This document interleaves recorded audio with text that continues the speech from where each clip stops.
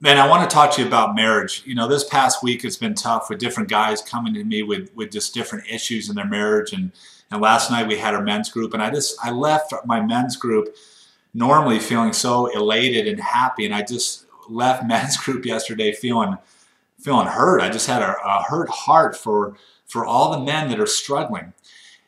So I'm not sure where you are in your marriage if you're married. I'm not sure if this is a wife watching this, whoever's watching this video. This is mainly it going out to men. Men, please, please, please do not settle for a mediocre marriage.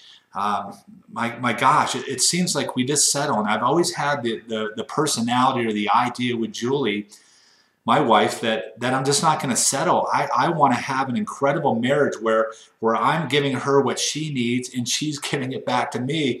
And I was talking to a friend the other day. You know, if my marriage isn't going great, if Julie and I are fighting or we're upset, it's almost like I can't even function.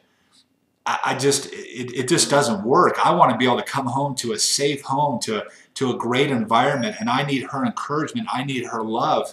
I want it. Maybe not need, but I want it. I desire that.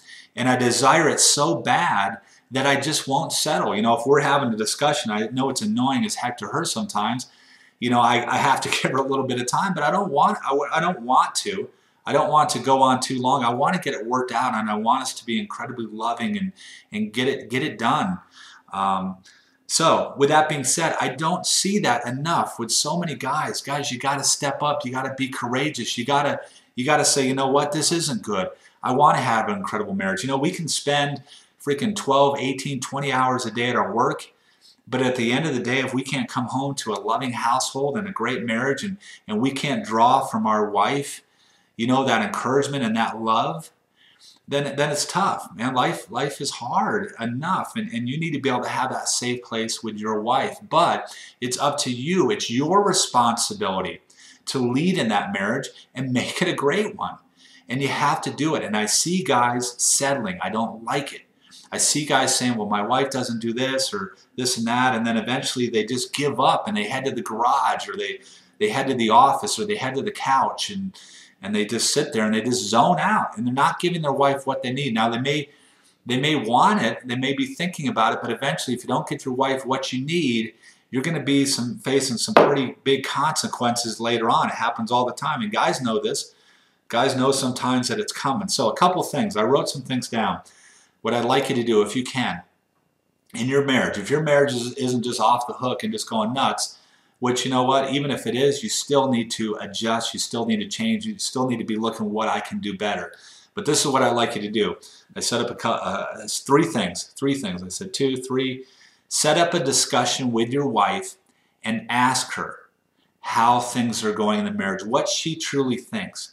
Is she happy? Is she getting what she needs? And this needs to be a safe time for her. You don't need to be getting all defensive and say, well, you know, I do this and this. No, you just ask her, and then you shut up, and then you listen. I would almost take notes, okay? And then you ask, what can I specifically do? What can I specifically do as a husband to make it from just being okay to an incredible relationship? You need to know specifically what you can do, and that's where I recommend finding out what her love language is. You need to know what her love language is, guys. If she just wants you to sit on the couch and hang out and just relax with her, talk with her, maybe take a walk, but you're thinking, you know, the best thing that you can do for her is clean up the house, and you clean up the house, you're doing dishes and vacuuming, and then at the end of the day, she's like, you never spend any time with me, you're going to get pretty frustrated because here you are, you just help, but that's not her language. You need to figure out what her love language is. So go to 5lovelanguages.com and take the test and do it together. Find out what it is. Don't assume. Don't think that you know, and then you're speaking her wrong language. And you know, another thing too is once you find out hers, you know, she's going to find out yours. So then you can specifically tell her what you need, which will work out to your advantage as well. This whole thing is going to work out to your advantage. And then number 3 is take charge. Take charge. So when she tells you specifically what she needs, okay, and help her through that process. It might not be easy, but guys, once you figure it out, it's going to be a lot easier to satisfy her need when you actually know what it is. So take charge, and I recommend, I'm a big believer in writing it down.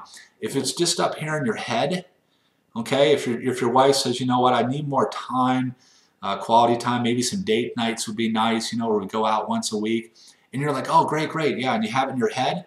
Next thing you know, you're going to get caught up. 3 weeks are going to go by, 4 weeks. You're like, oh yeah, the date night, I better do that. Don't, guys. Write it down. Put it someplace you're going to see it every day. Get it written down so you can look at it. So you know on a weekly basis, did I do that? No, I didn't do it, so do better next week. You got to write it down.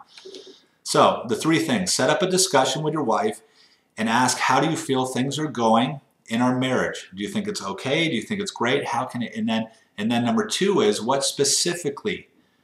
Ask her, what specifically can I do to make it not from just an okay marriage to an incredible marriage? You need to find out what it is.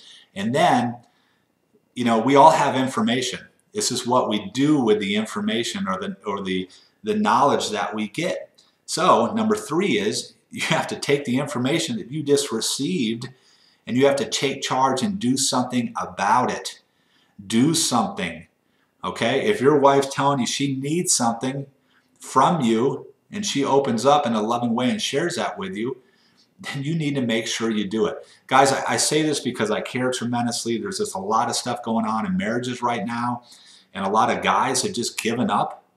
You just given up. You don't settle, man. Don't settle. It's so important.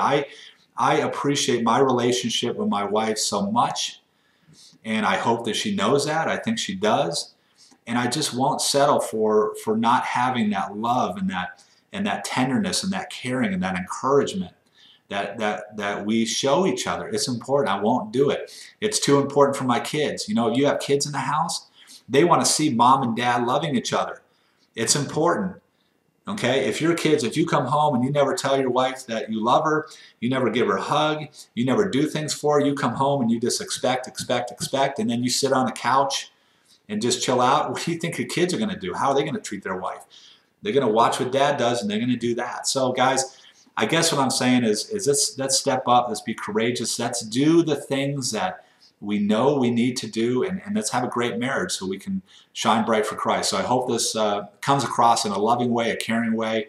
I'm passionate about this, and I just want to see, especially my guys in my group, start to grow, to make changes. That's one of the questions I ask. You know, we've been meeting for about 3 weeks now, doing this great study.